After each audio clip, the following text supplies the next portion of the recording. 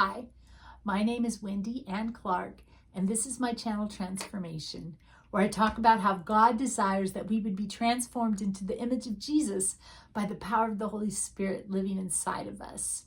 And my goal here today is to bring a short reflection I hope will encourage you to continue daily pursuing the person of Jesus, that you would be changed over time. And what I want to talk about today is something in Johnny Erickson Tada's book, The Practice of the Presence of Jesus, where she writes about how when God created all things, he said, it is good. But when God created mankind, he said, it is very good. And she talks about, human beings are the pinnacle of God's creation, like the best of the best of the best thing that he did. And I was thinking about this, how sin often obscures that truth from us because we don't look at each other and say, wow, how great is God's work? How amazing. But we actually should.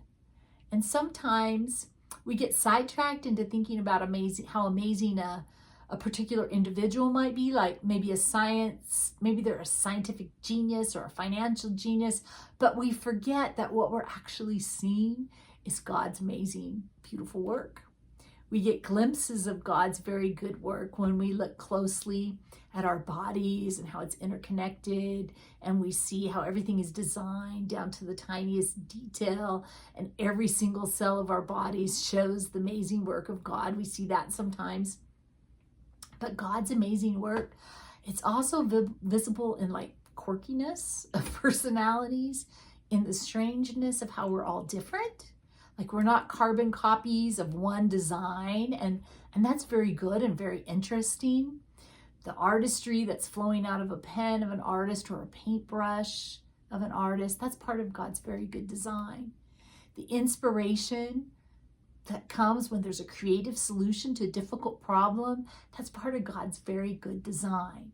And when we pay attention and we look around us, we can observe God's very good work in so many different ways, like in the cook and the baker and the chef, the interior designer, the architect, the engineer, the poet, the photographer, that motion picture creator, the writer, the dance choreographer, the competitive athlete, the landscape designer, fashion designer, musician, dancer, singer, comedian, songwriter, a seamstress or tailor or barber or hairstylist, the firefighter, police officer, secret service agent, soldier, military officer, teacher, salesperson, doctor, technician, the faithful employee of all kinds, at all kinds of levels, like customer service, a waiter or a waitress, a janitor, anybody that does their job and does it well and takes pride in it.